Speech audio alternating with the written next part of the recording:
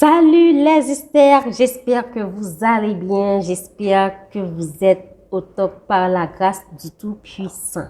Alors notre deuxième vidéo va se baser sur comment vous pouvez faire pour avoir un mariage heureux. Les 6 pratiques que vous pouvez adopter pour avoir un mariage heureux. J'ai pas besoin de définir pour vous le mariage. On sait tous que le mariage, c'est une institution instaurée par Dieu. Alors, le mariage, c'est quelque chose de sacré. On le sait tous.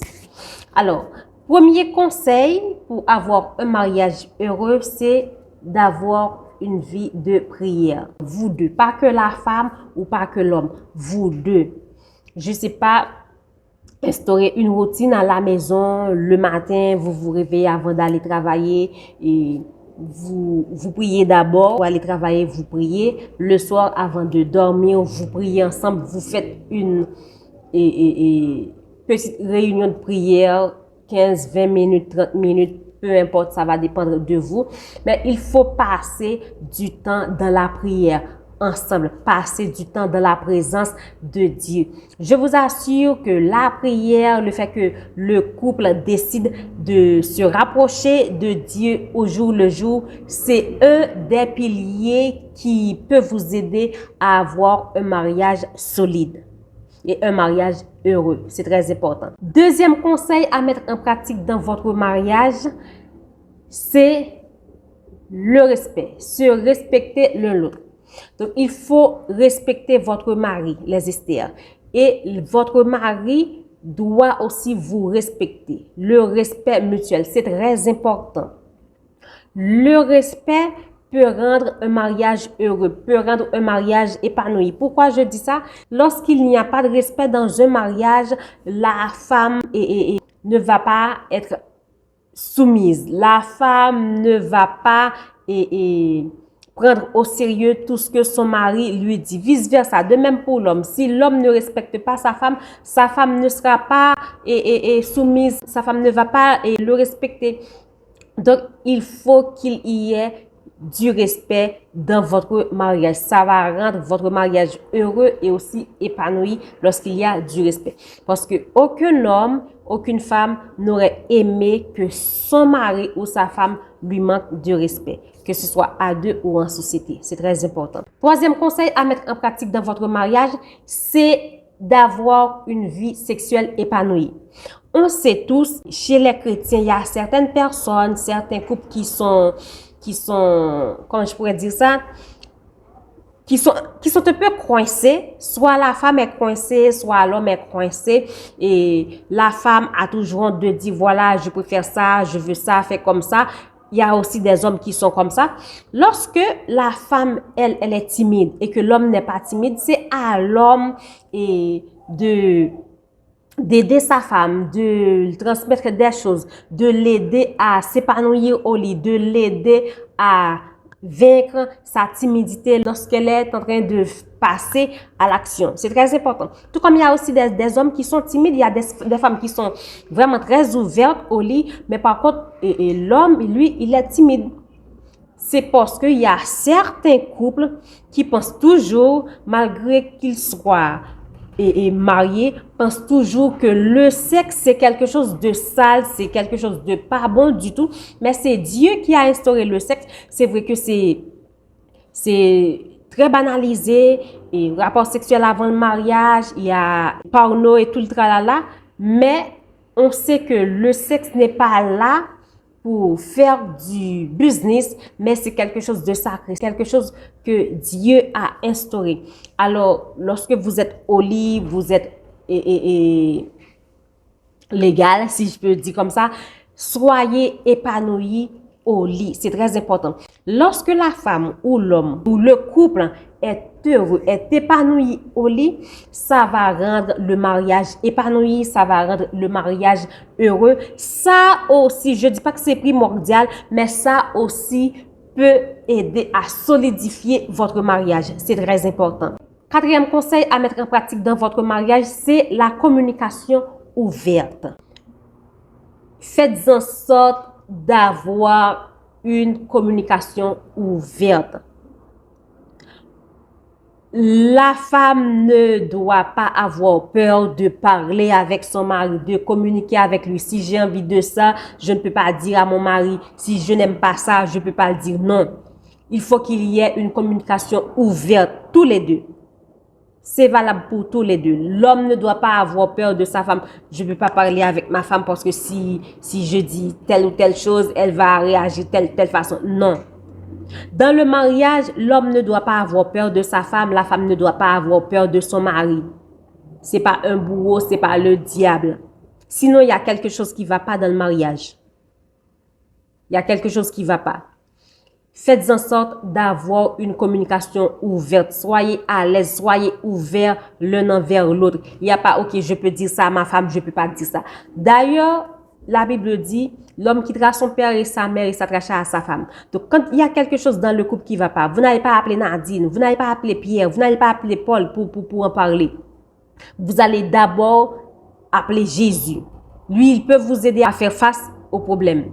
La deuxième chose, c'est de vous rapprocher de votre femme ou de vous rapprocher de votre mari pour régler les choses. Donc, s'il n'y a pas de communication ouverte, c'est perdu d'avance. Alors, faites en sorte de travailler là-dessus. C'est très important. Cinquième conseil à pratiquer dans votre mariage, service et soutien mutuel. Soyez serviables l'un envers l'autre. Soutenez-vous. Donc, votre mari a un projet, soutenez-le. Il a envie de lancer quelque chose, soutenez-le, encouragez-le. Vous pouvez lui suggérer des choses, vous pouvez le conseiller. Donc, vous êtes là pour lui, dans ses projets, dans ses rêves. Soutenez-le dans ses rêves, dans ses projets. Les hommes aussi. Vous devriez soutenir votre femme dans ce qu'elle fait, dans ce qu'elle aimerait faire. Si elle veut faire des études, soutenez-la. Si elle veut lancer son business, soutenez-la. Les hommes, les femmes aussi, c'est très important. Apprenez à soutenir votre mari. Parce que lorsque votre mari fait quelque chose de bien, lorsqu'on parle de bien de lui, lorsqu'il fait des exploits, il fait beaucoup de progrès, donc ça aussi va faire votre fierté. C'est très important. Alors, apprenez à soutenir votre mari. Apprenez à vous soutenir mutuellement. Vous soutenez votre mari va vous soutenir. Il faut travailler là-dessus. Pour finir, partager des valeurs spirituelles. C'est très, très, très, très, très important. Les valeurs spirituelles. Donc, vous savez dans le couple ce qui ne se fait pas, ce qui doit se faire, ce que la Bible interdit, ce que la Bible dit, ce qu'il ne devrait pas faire. Il est très important d'avoir des valeurs spirituelles. On va prendre par exemple, et vous êtes quelqu'un qui n'est pas pour, et quelqu'un qui veut changer de sexe. On va prendre sur cet exemple-là. Et votre mari, il n'a aucun problème. Il n'y a aucun problème si la personne veut changer de sexe. Ça, c'est son affaire. Il n'y a aucun problème à ça. Donc, là, il manque quelque chose.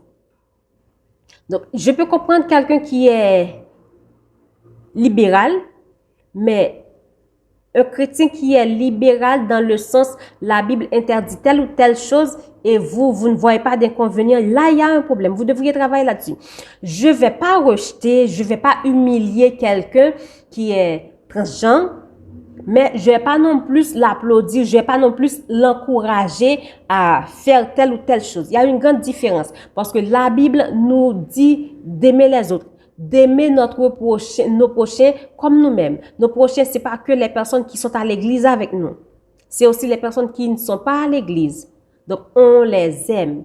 Il y a une grande différence. Je peux aimer quelqu'un, mais je peux pas tolérer tout ce qu'il fait, surtout si ces choses-là sont en désaccord avec ce que dit la Bible. C'est très important. Alors, faites en sorte d'avoir des valeurs spirituelles. Les mêmes valeurs spirituelles. Donc, la Bible dit ça, on est d'accord. La Bible ne veut pas ça, on est d'accord. C'est pas que la Bible et ça c'est interdit. Moi, je suis pas d'accord. Je suis pour ça. C'est non. Il y a une grande différence. Alors, faites en sorte d'avoir des valeurs spirituelles, les mêmes valeurs spirituelles. C'est très important. Et pour les mêmes valeurs spirituelles, ce que vous pouvez faire, c'est au tout début de la relation. Vous pouvez aussi tester ça. Donc, au tout début de la relation, je dois voir, est-ce que cette personne-là, c'est vrai que je suis amoureuse de cette personne, il n'y a aucun problème, mais est-ce que cette personne-là, elle a les mêmes valeurs spirituelles que moi? Donc, s'il n'y a pas de même valeur spirituelle, là, il y a un problème. Il faut travailler là-dessus. Donc, si vous pouvez pas travailler là-dessus, si cette personne-là ne veut pas changer, donc, il va y avoir un problème dans la relation. Dans la relation et aussi dans le mariage. Parce qu'il y a certaines choses que vous n'allez pas accepter, lui, il va accepter. Donc, il y aura toujours des disputes. C'est très important de mettre toutes ces choses-là en pratique. Donc, je vais reprendre pour vous, avant de terminer, les 6 conseils à mettre en pratique dans votre mariage si vous voulez avoir un mariage heureux. Numéro 1, avoir une vie de prière, c'est-à-dire prière commune. Numéro 2, se respecter l'un l'autre, c'est très important. Numéro 3, c'est d'avoir une vie sexuelle épanouie. Numéro 4, c'est une communication ouverte. Il faut qu'il y ait une communication ouverte dans le couple. Numéro 5, service et soutien mutuel. Et numéro 6, pour finir, partager des valeurs spirituelles, c'est-à-dire les mêmes valeurs. C'est très important. D'ici là, je vous dis à la prochaine pour une nouvelle vidéo sur notre série de mariage. Bye bye, soyez richement bénis.